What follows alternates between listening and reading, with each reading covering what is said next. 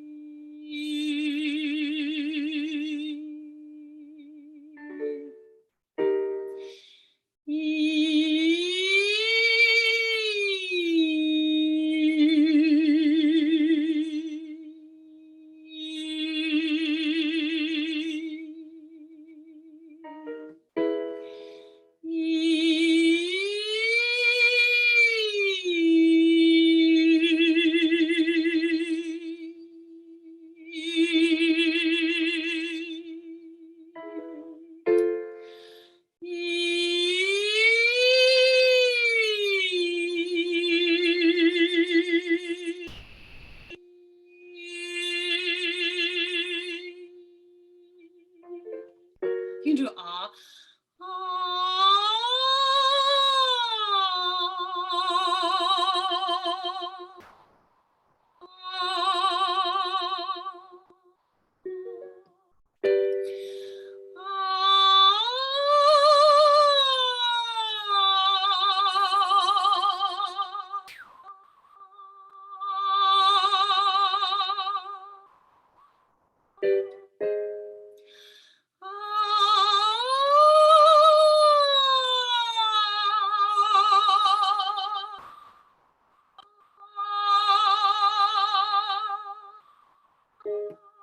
Try E again.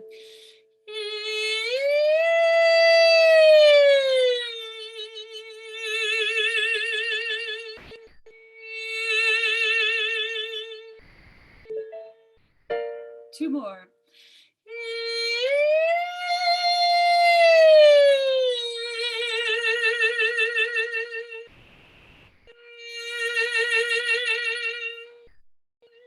Last one.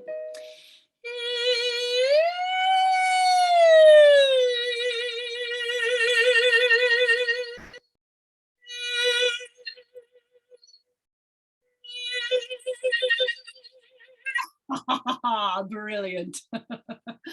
John, we did that one in particular to talk about how everything is really a spectrum. And we're not taught to think that way when you learn classical music, because all of our notes have to be the notes that are on the piano and nothing else. You don't get to sing between the notes, right? But then no other culture operates that way. And that it's not a very natural way of singing, and that by restricting ourselves to these pitches that are 100 cents apart, we actually like miss out on using our voices in really healthy ways. And so it's really great to retrain ourselves to feel that whole spectrum. And same thing with like our perceptions of our voices as either being too large or too small, and really feeling all the in between so that we gain more control in intonation, in terms of just knowing our voices, in terms of, we also have been talking about how, you know, so many arrangers love to put like, first of all, very long notes that are held for a long time, which are fine in normal choir. But when you're recording things by yourself and you can't catch breathe in the same way, like you have to really think about, how do you hold a note? How do you control the sound? And even how often there's those last pitches where like the sopranos have to go up to the fifth, right? Like you end on a chord and you're like, oh, everyone's on the tonic. And then sopranos are like, ah, and how to get that clear sound, how to develop control between ah and like find exactly where you want that to be. So anyway, it's been fun. I hope I have fun doing it. Dan, you have your hand up. Yeah. Yeah, I have a question, Molly. When you sing, the audio range on my computer goes out when you're at your high point. so I can't hear you. And it goes out when you're at your low point, so I can't hear you. So I can't really tell how you're modifying it when you go down low and you start the operatic voice. Are you going like, I'm gonna over exaggerate it. Are Do you it. going like this? So it's Or you not just, it's not changing the vowel, it's just changing sort of the amount of volume and the amount of vibrato. Wow, so that's interesting. Is that true for everyone? Do I just cut out the I have the same situation, Wally. damn? All right, I'll have to like record myself and send it to you. Yeah, so basically, yeah, if it cuts out on both ends, that's not very helpful.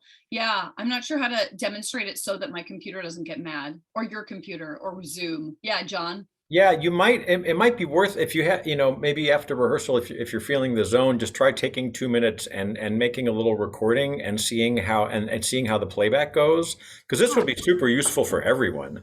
Actually, Oh. I mean, for all hundreds and hundreds of singers in our choirs, because this is what you're talking about is a really important thing that we don't.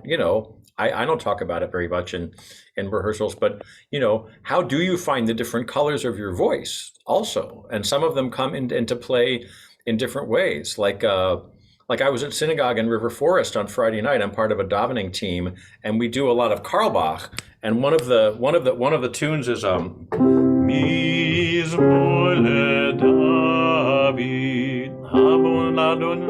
David, and but we slide around a lot, and we're not like being super exact, and it's almost a Sephardic kind of feel, and we. I'm playing mediocre keyboards, and there's a lot of sliding around, but it's not like no one's expecting us to be in this super like classical zone, and I love it because I feel like the voice somehow wants to find those almost middle places that you're talking about, and for me, it's a very freeing experience vocally. Another thing that Molly talked about last week was also very enriching was how different cultures sing in different ways. You talked about the Bulgarian way, and you hear these little teeny little Russian lady singers with these big old voices, and Chinese is up in heaven somewhere, and I find that incredible. Your comment about that was, if you can't find it, listen to it and try to mimic it, and you'll get it. Maybe you want to show a little bit of that today, just a tiny little bit. Yeah. And I mean, it's funny. I don't know if this will work. I have, I have a ton of things on, I wonder if I have them on my computer, but I can even show you some things. One thing I was also just saying that I always say to choirs is that, I grew up a trained classical singer. That's my training. But as I've become interested in other cultures, polyphonic singing traditions, and I've worked around the world with specific different cultures. I mean, most of my work is in Bulgaria, Republic of Georgia, which are both in Eastern Europe but have completely different singing traditions that sound nothing alike, South Africa, and Corsica. I've gone other places and studied briefly with other traditions, but these are the ones I have sort of, long-term work in. And one thing I realized is like, even though each of these singing traditions are completely different from each other, at the end of the day, so much of what I've learned about how to be a good classical singer comes from what I've learned singing those traditions. So, and I remember there was one time where I was singing some Baroque piece and having the hardest time with the end of one of the phrases. And someone yelled at me and said, sing it like it's a Corsican, sing it like it's a Corsican piece. And so I sang the last note and I laughed, and then I was like, oh my God, that was the answer. Like that's where I need my voice to be. That's the placement. And then I could navigate it better. And I just think that studying all the ways of singing helps you be the best at any particular way that you're trying to learn to be, because the more colors you have on your palette, the more choices you have, and the more you've developed your muscles to work in a number of different ways. And the other thing is, this is just being real, our voices change over time. I mean, our voices change so much throughout our lives. It's not even just about like young to old. There's so many other factors that change our voices over time. It could be anything from like allergies to the acoustic space where you're singing to how happy or sad you are. And those things all affect your voice. And if you get really set in only knowing how to have success by using your voice in one way, it's going to be devastating when things inevitably just change around you. It could be that you became really good at singing while you were depressed, and then one day something changed and you got really happy, but you don't know how to freaking sing anymore because your body feels different, you know, who knows? And so just learning every possible way of using your voice is just, it's the best, because then you have so many more tools at your disposal. So anyway, that's really interesting. I mean, when I was in my late teens and early 20s, I was really smitten by what they now call the historical performance movement. You know, people were playing Baroque music on period instruments, and they were discovering, you know, you can reconstruct a 14th century viol and play on that. And you can, you know, that people wrote music in different tuning systems. And so you can sing the Mass by Guillaume de Machaut and Pythagorean tuning and all this crazy stuff. But I had my voice in a very narrow box because I was trying to, I'm a very strong auditory mimic. I think some of you are probably this way too. And I wanted to sound like a particular singer or two that I really liked. So I tried to make my voice sound like him. My voice is not like him. It's taken me sort of 30 years to unwind that and realize that, you know, instead of, but who may abide, no, my voice is warmer and richer, at least now, but who may abide the day, etc. You know, at age 59, I'm actually finding and enjoying a spin and a resonance that I didn't know I had and was sort of afraid to even try, you know, 30 or 40 years ago, partly because the Chicago Children's Choir had beaten my vibrato out of me because Chris Moore didn't like anyone to sing with vibrato. That's a whole other story. But I think what you're talking about is so important, Molly. It reminds me of Paul Hillier, great British choral conductor. I was at an early music workshop that he led back in 1988, and people were sort of asking him, so, you know, like, what's it like being an early music singer? He said, I'm not an early music singer. I'm a singer. I'm a musician, and I happen to do a lot of early music, but I don't think of myself. You know, he wasn't putting himself in a box. Kind of the way you can use your voice in different repertoires, and you may have to adjust your vocal production in some ways for the repertoire that you're in. But it's so easy to pigeonhole ourselves. I'm trying to express my gratitude to you, Molly, that you don't feel like we need to be in particular boxes with our voices. No, and I feel like the minute we really limit ourselves and even potentially harm our voices, because again, using the same tricks all the time when everything is changing all the time can hurt you, because, you know, you keep trying to force something when it's no longer natural. And that's just, well, we all know that doesn't work very well, right, in life. So let me ask you this. So let's say we wanted to sing through Patapan now, just for fun, because we can. Is there a particular like zone from your world music experience that we could experiment with, like, you know, I'm not saying we should sing it like Pee Wee Herman, but there might be a way to sing Patapan that vocally would be more rewarding. What do you think? Yeah, I mean, I feel like the ways in which I think about it are twofold. I think in terms of applying it to any of these pieces, sorry, I'm getting I now have it in a folder. It was just lots of pieces of paper on my piano. I'm very proud I have it in a folder. So I know the little things, right? So like one of the, what I would think about it in terms of our music is like, what are the things that are challenging for me, and what are the tools that I can pull out from my toolbox to help, right? And it depends on the voice part too, but like Patapan, one of the things that is, I think, the most challenging about singing this piece is when you have to just stay on a pitch for a very long time and somehow keep it in tune and not go flat. So for the tenors and basses in particular, if we're looking at that beginning, pan, patapan, patapan, patapan, we all know what that will do over time, right? Pan, patapan, patapan. Okay, we're exaggerating, but I mean, seriously, it is really hard, right? So like one of the things I immediately do when I have a section like this is I actually channel my Bulgarian or Georgian. In this instance, neither is more appropriate than the other, but this sense of any culture that uses a drone in singing. Uh, And the fact that a drone, it's the opposite of this, right? It's like, okay, so here's the other thing I always talk about when I'm teaching any music.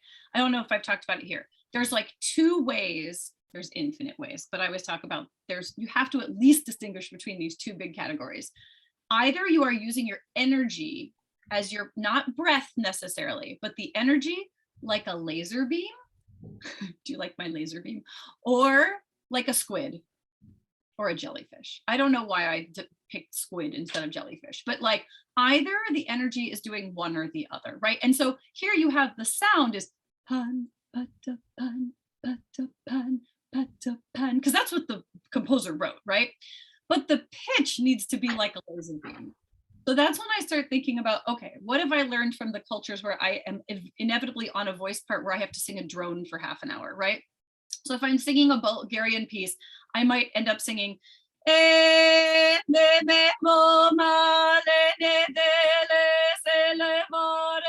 And I'm just like singing one note for 5 years. And what that really is it's not all those little pitches. It's just,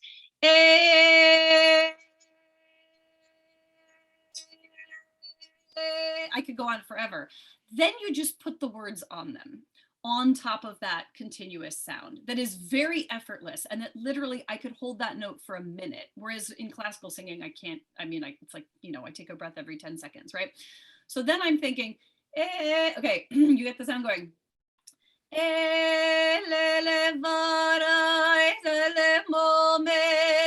Everything is still, though, thinking this like one motion. So if I'm singing Patapan, what can I learn from that, right? I'm not going to sing it like with the Bulgarian vocal tone, but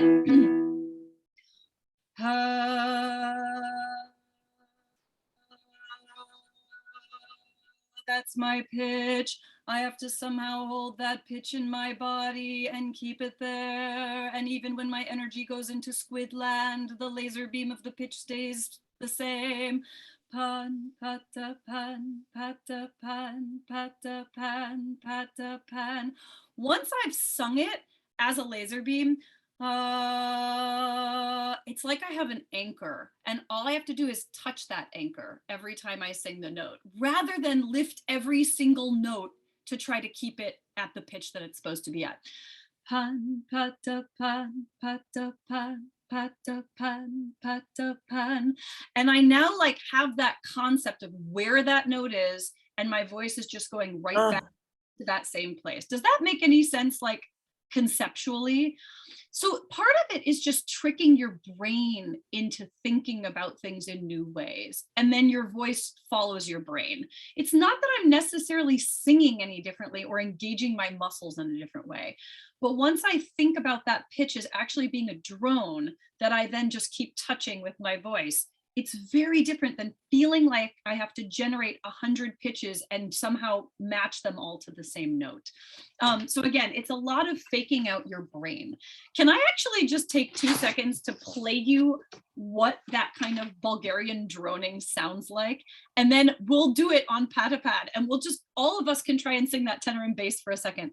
And again, this is just like lessons to think about. How do you take everything that's hard in a piece of music and make it accessible? Because I can't tell you how many times people look at music and just think, I can't do that. My voice can't do that, right? And it's just that we haven't learned the tricks. Okay, this is hilarious. This is I'm just showing you what my poor children go through.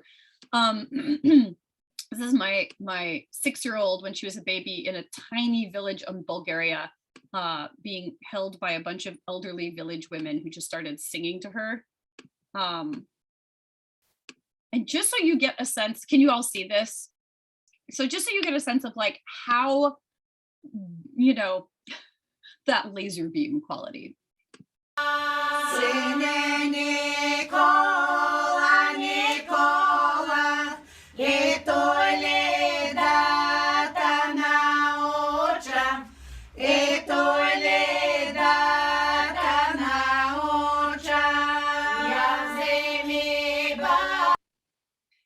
you get the idea. It's just a short little excerpt, but that lower part, da, da, da, da, da, da, da, da, and they take breaths in between, right? It's not quite as staccato as Patapan, but now getting that in your head in our song, pan, patapan, patapan. And if we just think pan, pan, patapan, patapan, patapan. And then maybe we make the breaths, the rests longer. Pan, patapan, patapan, patapan. But there, my voice now has this like plane that it's on. So that's just a quick little concept in terms of one way to do it. Can we all actually, this is the Patapan challenge. Can you all pick either the bass note or the tenor note?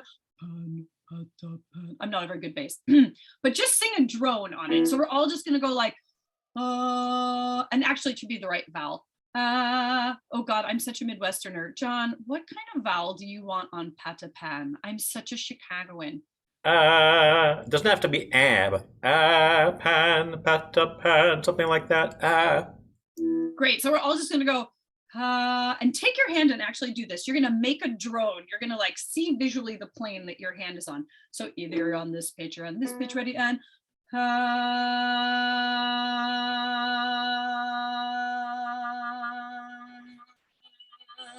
cool. Now we're going to Patapan, but we're only giving it a tiny bit of break between each note. So we have pan, patapan, patapan, patapan, patapan. Now a little more rests. Here we go. So pan, patapan, patapan, patapan, patapan.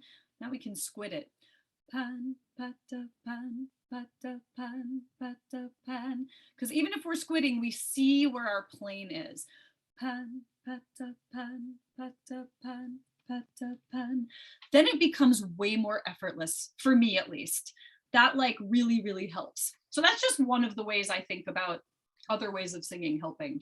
Yeah, and what's interesting is what my brain and body realized in doing that is I've sung this 500 times now this fall, but I never thought of imagining that the P and the T consonants carried pitch, which they don't. They're unpitched consonants, but just this last time, for the first time, I sang them as if they did, and my pitch didn't waver as much. So it's like, thank you for that. That's just like, duh. It took going to Bulgaria to figure that out, but I guess that's what happens sometimes, right?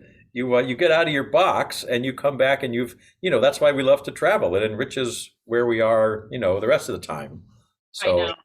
Totally. Yeah. So should we sing Patapan? Yeah. Let's sing the whole thing. I can play it from here. I've got it on the amazing slow downer. But try taking whatever you got from whatever Mollie's just been enlightening us with. It could be that you're, if you're a soprano and you're going, and then the key change. It may be that somehow that helps your vocalism in some way. Just use anything that's useful in what we've just been discussing. And we'll go from there.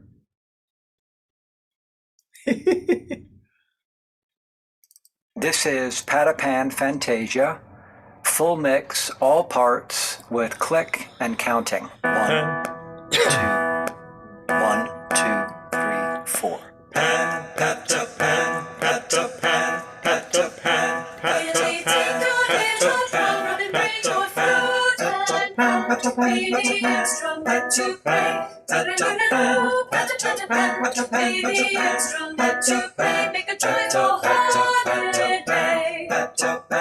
when the man of olden days gave the king of kings their praise, they had instruments to play. Patapan, they had instruments to play for this festive Christmas day. Patapan, patapan, patapan, hey. Patapan, patapan, patapan, hey. Patapan, patapan, patapan, hey. Patapan, patapan, patapan, hey. Patapan, patapan, patapan, hey. Patapan, patapan, patapan, hey. Patapan, patapan, patapan, hey. Patapan, patapan, patapan, hey. Patapan, patapan, patapan, hey.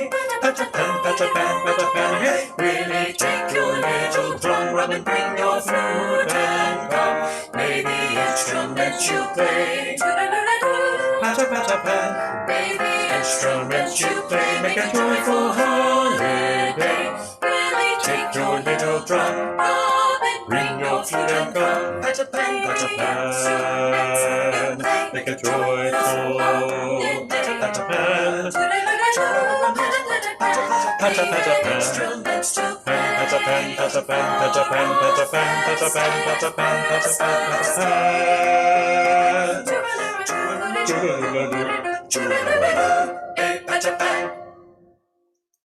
Cool. So unmute if anything interesting happened that you want to share.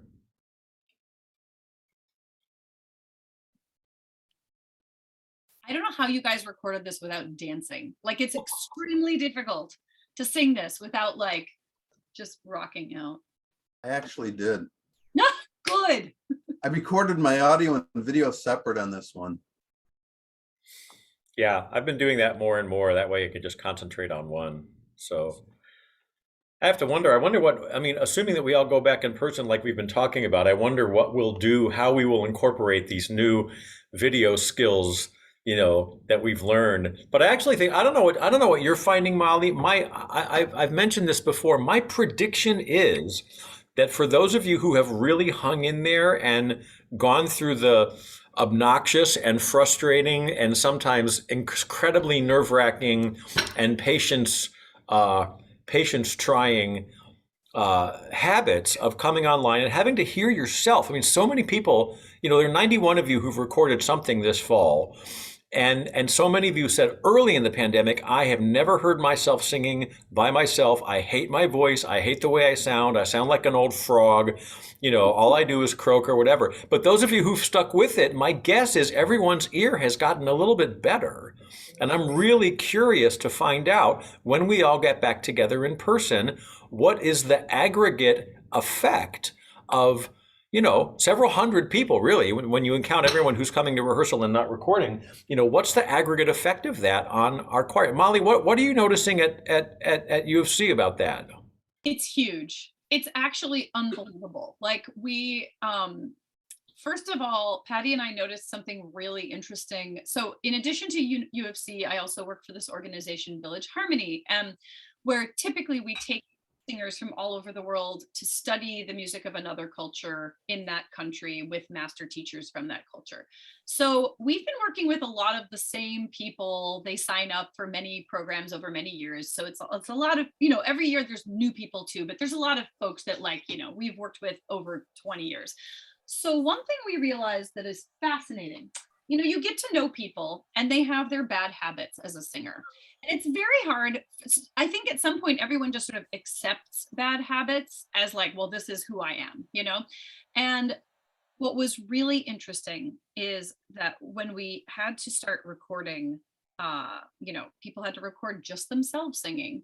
I think it forced people to have a real awareness, a self-awareness that they never had before. Like, they didn't quite, whenever we would give feedback, it's like they sort of took it and were like, yeah, that's just me. And then when they really heard their voice, they were like, oh, I'm really doing that thing they're telling me. And I could probably try to change it.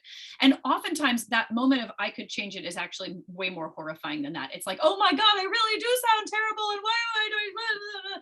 But then they try again. They're like, wait, maybe I can do this again.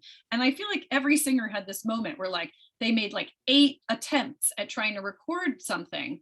But they realized they actually could make change. They could change what they were doing. And after 8 attempts, they started to refine those changes. And once they did that, they never went back. And what's so bizarre is in this remote era of the pandemic, our singers have started singing better than ever before. And even though we haven't gotten our Village Harmony people back in person yet, we're going to try this summer. We're going to try to run our camps. I've had the same experience with my singers at University of Chicago, singers who I don't get to hear their voices one-on-one quite as much. It's a large ensemble, but actually I was really grateful for that. To get to hear people's voices one-on-one was amazing. I've never gotten to know people's voices so intimately as hearing them record in their homes and sending it to me, recording at like midnight by themselves and feeling very vulnerable in doing so.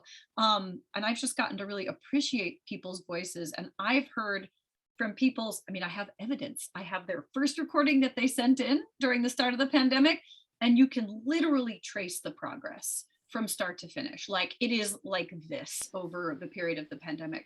And we came back together in person starting in September.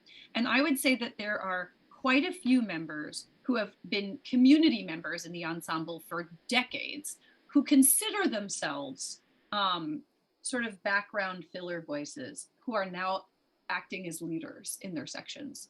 And these are people in their 60s and 70s who have been in it for a long time. I'm not talking about like 20-year-old hotshots. And it's remarkable because they've really, this has given them such a bizarre opportunity to explore their voices in new ways and realize that they can actually still change their voices to be what they want them to be. And it's been amazing. Yeah, I really noticed it. I may have mentioned this to you before, so forgive me if I'm repeating myself. But when the recordings came in for Christmas Star, I don't hear your individual voices. Paul does. So, but I hear the aggregate when he pulls the first mix together. There was a legato quality in Christmas Star from the whole group that is a noticeable notch improved from a year ago. It's like we've been talking a lot about legato and spinning out a nice line, and the Christmas Star is almost nothing but spinning out nice legato lines. And sure enough, the aggregate legato line was better. That's the first time I actually heard it. And so I feel like that's a really nice piece of progress. Why don't we do that one? Because it's been a while since we did that one.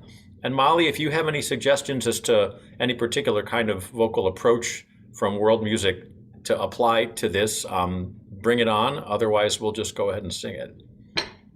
Okay.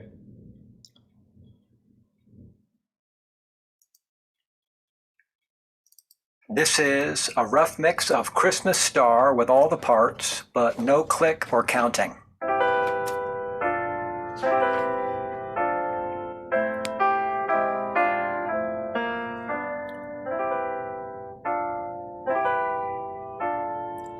And tenors and basses, feel free to sing along in the first verse to give yourself something to do.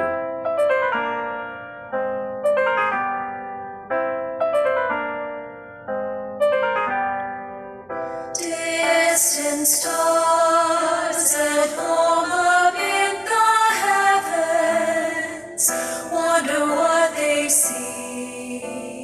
Are they watching me? Christmas star, you spin your strands of silver. What a sight to see. Are you there to guide me? Starlight, shine bright, see me through the dark night. Light my pathway, guide me home for Christmas Day.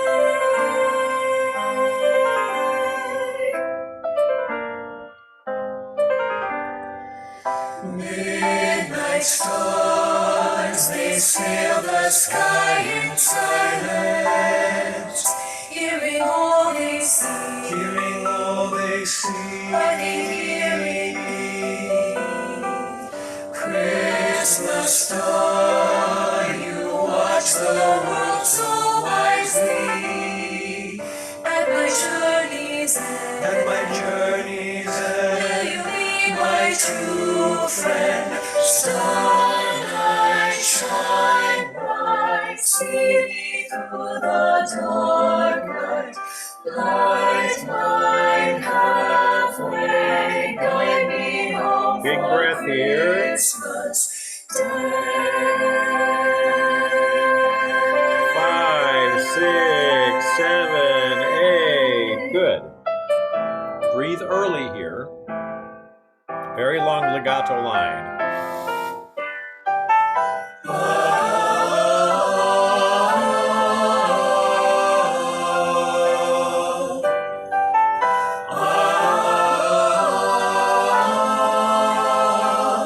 Oh, Christmas star.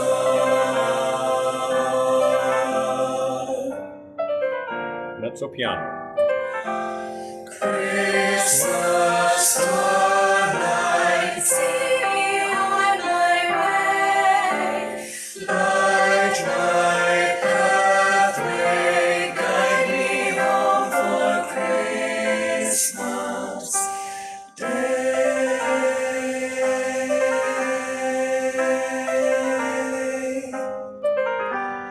Guide me home for Christmas.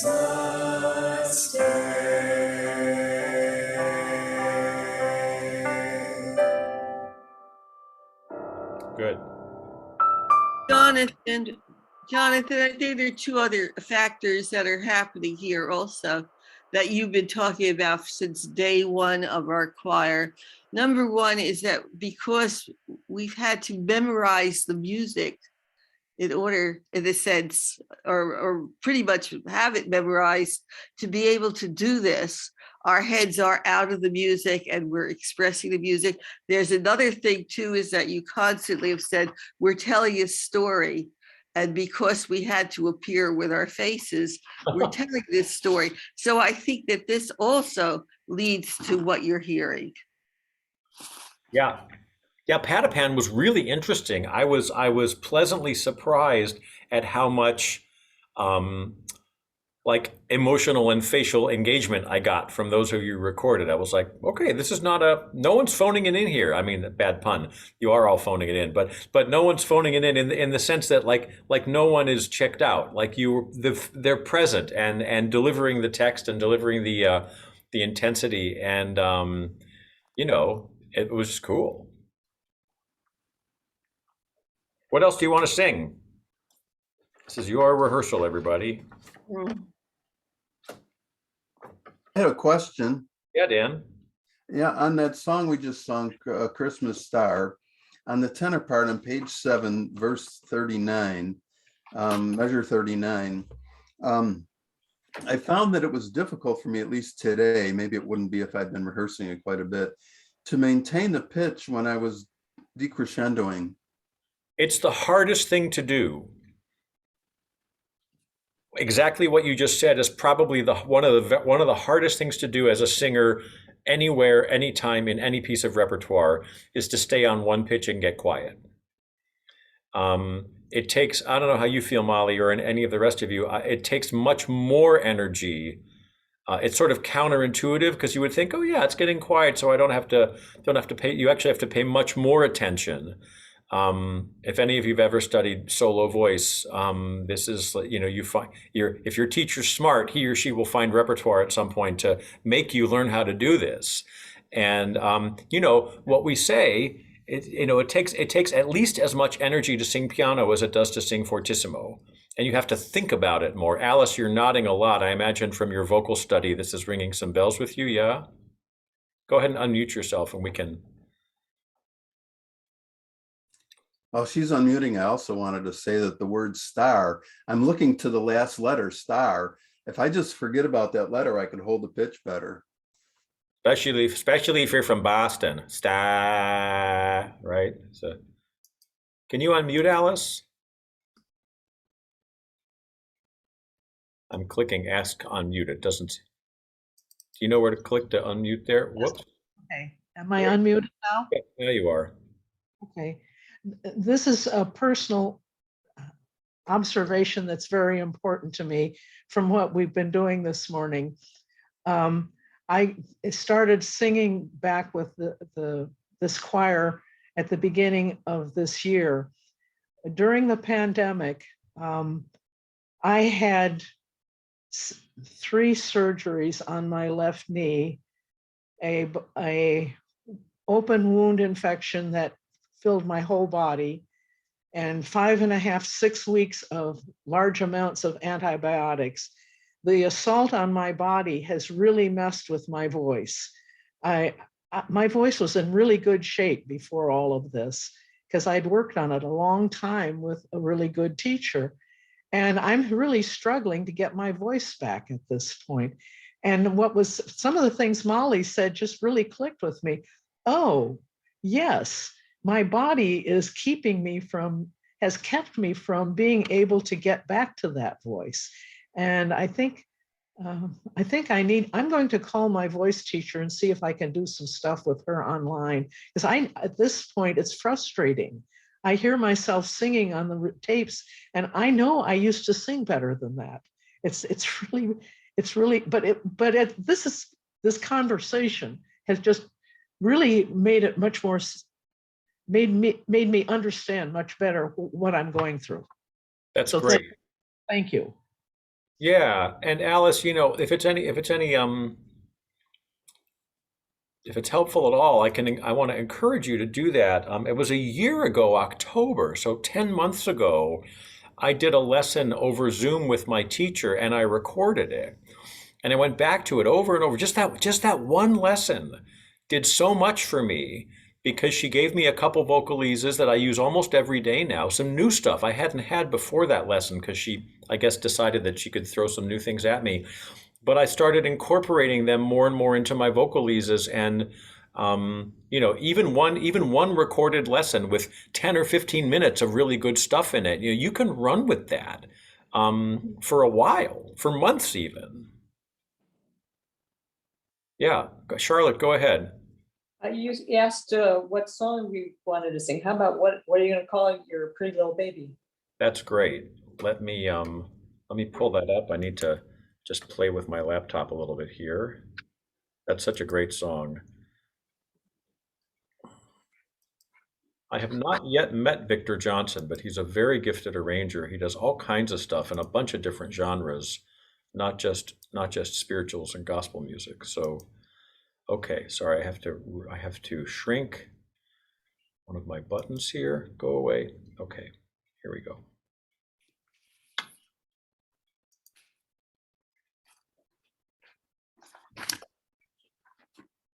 All right, one more thing.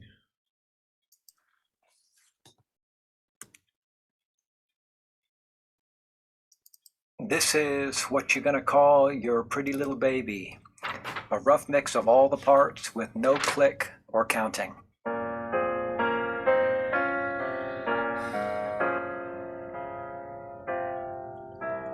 What you gonna call your pretty little baby? What you gonna call your pretty little baby? What you gonna call your pretty little baby? Born in Bethlehem.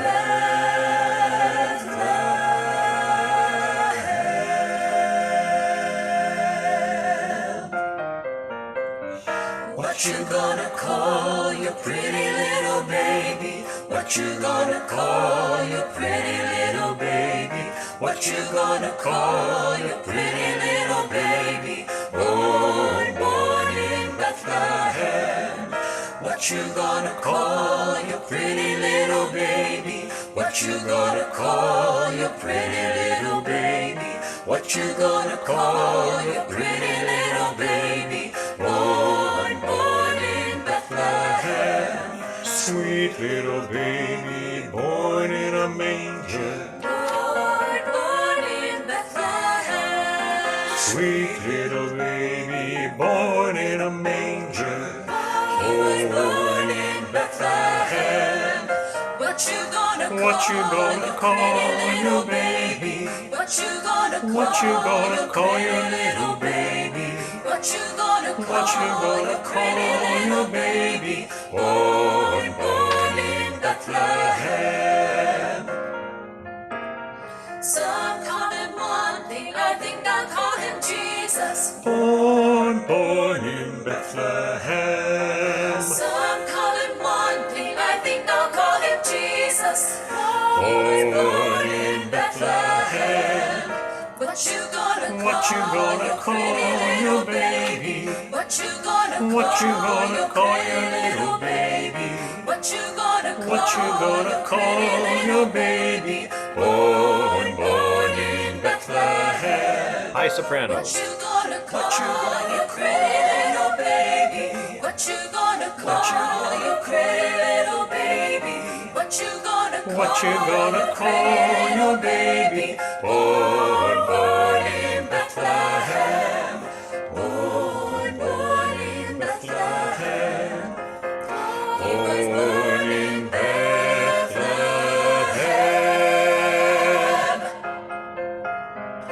What you gonna call your baby?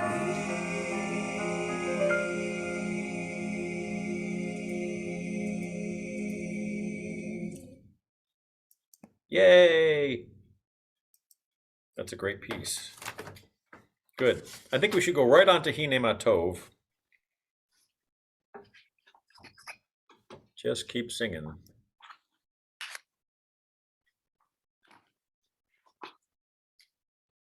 Let's see, here we go. I'll do the no-click version. This is Hine Matov, a rough mix of all the parts with no click or counting. Paul's going to drop a flute part in this for the final virtual concert on Friday. I've heard it, it's really nice.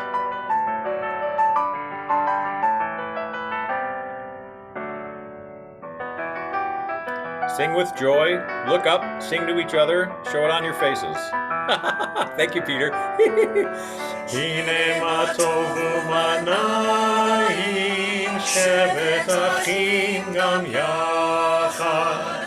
Hine matov u'manayim shevet achim gam yachad. Hine matov shevet achim gam yachad. Hine matov shevet achim gam yachad.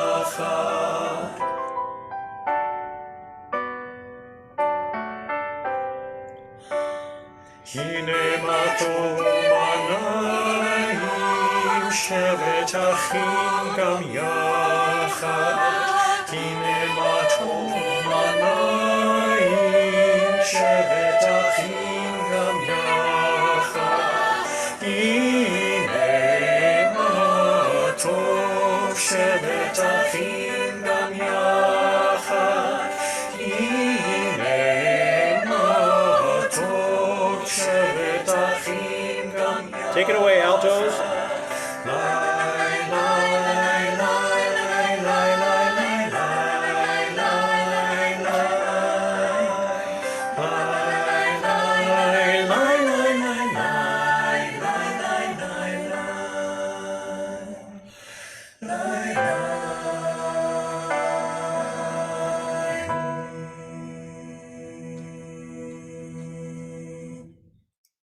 Very nice.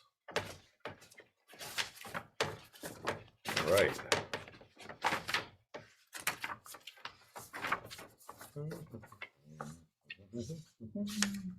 So pretty.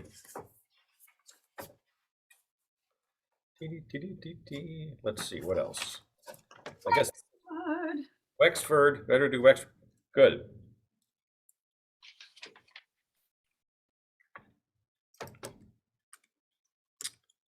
Sorry, let me just pull this up.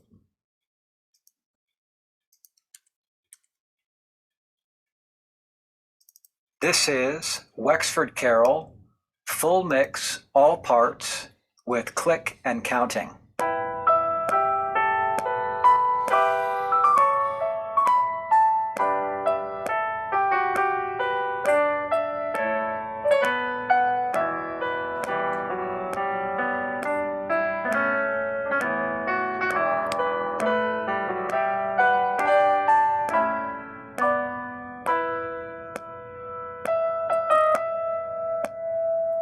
Good people of this Christmas time, consider well and bear in mind what our good God for us has done in sending His beloved Son.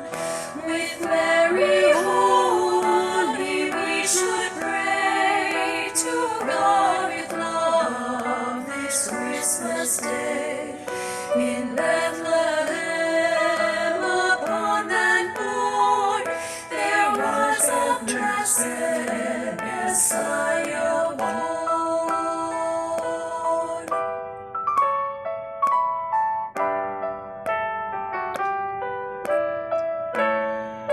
Near Bethlehem did shepherds keep their flocks of lambs and feeding sheep, to whom God's angels did appear with which put the shepherds in great fear. Prepare and go, the angel said, to Bethlehem, be not afraid, for there you'll find this happy morn, a princely babe, sweet Jesus born.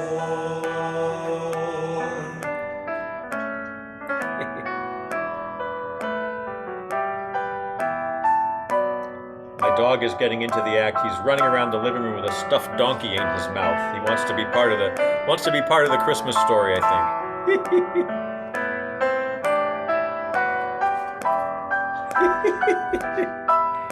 He's got thankful heart and joyful mind. We should join the dog here. 1 and 2 and 3. We thankful heart and joyful mind, the shepherds went the babe to find, and as the angels had foretold, they did our Savior Christ behold. Within a manger he was laid, and by his side a virgin maid, attending on the Lord on life, who came to earth to end all strife. Pray to God with love this Christmas day. In Bethlehem upon that morn, there was a blessed Messiah born. Sweet Jesus born. Messiah.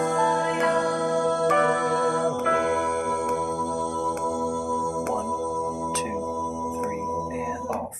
Yeah, good. That's so satisfying to sing. What a great piece. Cool. That's Okay. that's the only one I've sung as baritone this season. I like that part on this one. Great bass part. I Yeah. like that. It goes down to the low E at the end. That's a lot of fun, especially in the morning. It's harder to get those low notes late at night.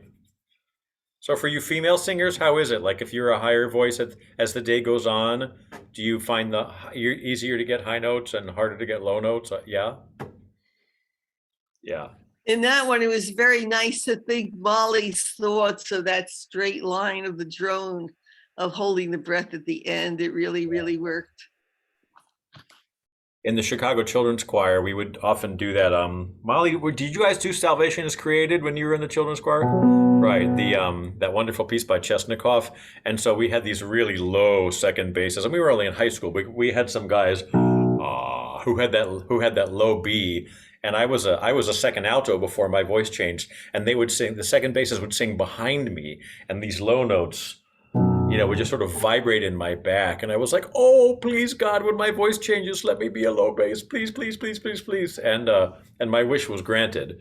So, but it's really hard. Where I was going with that, it's easier to sing that low note at 10 o'clock in the morning than it is at, if you have to sing it in a concert at 8 o'clock at night after you've been talking all day, it's much, much harder. I find singing the high notes early in the morning kind of impossible. It's like, yeah. And like those notes are really great at like 10 p.m. But like after the concert. I had a voice teacher once in Chapel Hill who he was the baritone, so a beautiful voice. Fritz Moses is his name. He was a baritone soloist in the Brahms Requiem at the local Baptist church on a Sunday morning with, small orchestra and stuff. And I think he had to sing at 10 o'clock or something. And he came in, I'm like, oh, I'm really looking forward to hearing you sing. He says, this is a horrible time of day to have to sing. So, he sounded great, but it is different. Speaking as you were, Molly, about changes in the voice, even changes different time of day. It's a different instrument sometimes. Oh, yes. Oh, yes. When I was pregnant, I could sing a fifth lower than I could in normal times. That was not one anyone warned me about. And I was like, I should have like known. I should have taken I mean, I'm not an alto, but I was like, now I am. I'm a tenor. Hi. So crazy. It was so crazy. Yeah. Yeah. Well, I hope all of you can make it on Friday at 4 o'clock for our virtual reveal. If you can't make it, the final show will be on our YouTube channel. We'll post it right afterwards, so you can watch it. You can send it to your friends and loved ones, and share it widely. And just really want to tell everybody how much we appreciate your loyalty and your sticking around and your hard work and your jumping through technological hoops and all you've had to do just to get here to rehearsal, let alone whether you recorded yourselves or not. It's you all are what keeps this thing going. So we're just so grateful to you. And we're grateful to you. Yeah. And Mollie, what a pleasure to get to work with you in this. We thought it was going to be in person, and it wasn't. And we'll do it again in the spring, hopefully in person. And it's nice that a lot of choirs have been singing in person, as yours have been, and we're starting to learn from you and from them how it's done and how to keep everyone safe and all that. So I have to admit, though, I've enjoyed doing Zoom for this. This has been really nice. I mean, I can't wait to be in person with all of you guys, but it's also, I don't know, there's a lot of things about Zoom rehearsals that are really nice. And one of the craziest things that I'd never thought about before is getting to see everybody's face head on the entire rehearsal. Really beautiful about being able to look at everyone's face all the time and not having to kind of like constantly be like turning around and looking and moving your body. Like this is heaven. Just getting to take all of you in the whole time is so lovely. I wanted to say this is my final rehearsal with you because I will never be able to make it live to Hyde Park by 9:30 on a Monday morning. Anne doesn't know we're actually kidnapping him every night. But I have really enjoyed it, and I will really miss it. I will really miss everybody, and I'll miss your direction, Mollie, and it was just wonderful. Well, we'll be together at the Fourth Presbyterian at the end, though. So we will be with you then, Daniel. Cool. And if you have any snowbird thingies again, we'll be all together. Very good. All right. Well, have a great day, everyone. Thank you so much. Thank you. And you know where to find us. Keep telling your friends there's a great choir at Hyde Park starting on January 24th. So are you sending out notices to all the old members that weren't during the pandemic? Good, yep, good. We are. So, but it's always good just to stay in touch with people, and people can come back who haven't been with us online. New people are always welcome. So, all right, have a great week, everyone. See you soon. Thank you. Okay. Bye.